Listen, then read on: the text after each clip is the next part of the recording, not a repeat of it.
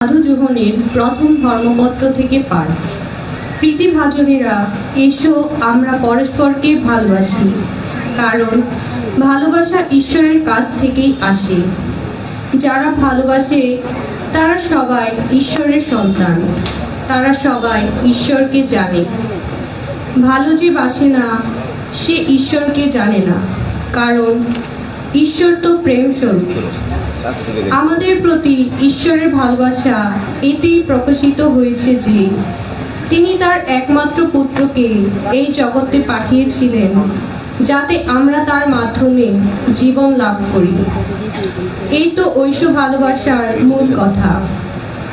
আমরা যে ঈশ্বরকে ভালোবেসেছিলাম তা নয়, তিনি আমাদের ভালোবাসতেন আর তার আপন পুত্রকে আমাদের পাপের প্রায়শ্চিত্ত বলি হওয়ার জন্যই পাঠালেন।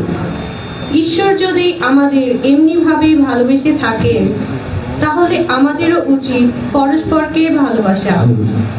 ঈশ্বরকে কেউ কোনোদিন দেখিনি, তবে আমরা যদি পরস্পরকে ভালোবাসি তাহলে ঈশ্বর নিশ্চয়ই আমাদের অন্তরে রয়েছেন এবং ঈশ্বর প্রেমও আমাদের অন্তরে পূর্ণতা লাভ করেছে।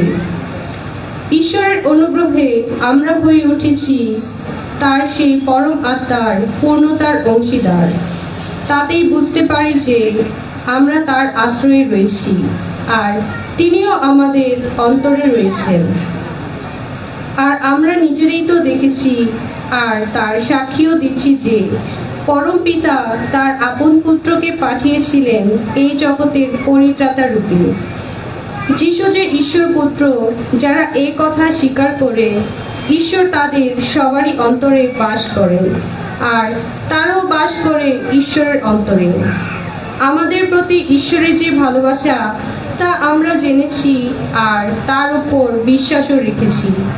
ঈশ্বর প্রেম স্বরূপ, ভালোবাসায় যার আবাস, সে বাস করে ঈশ্বরের আশ্রয়ে আর ঈশ্বরও তার অন্তরে বাস করেন। প্রভুর বাণী।